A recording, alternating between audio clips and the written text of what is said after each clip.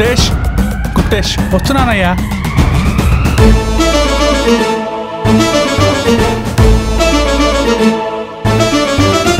అయ్యా డిన్నర్కి ఏం చేస్తున్నావు?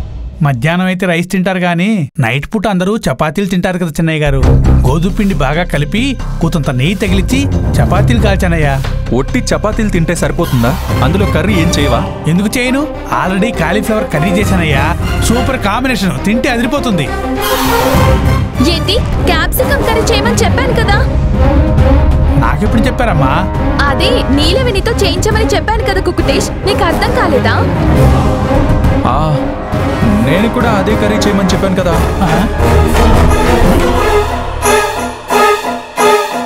చిన్నయ్య గారు మీరు కూడా చెప్పారా?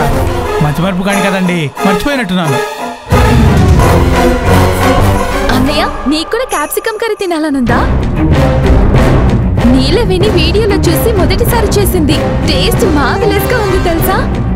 తెలీదు, తను చేయడం నాకు ఇష్టం ఉండదు. తనకి ఏదో వీడియో చూపించి వంట చేయించానన్నావు కదా, అదే వీడియో చూసి నువ్వే ప్రిపేర్ చేస్తే తినాలనుంది.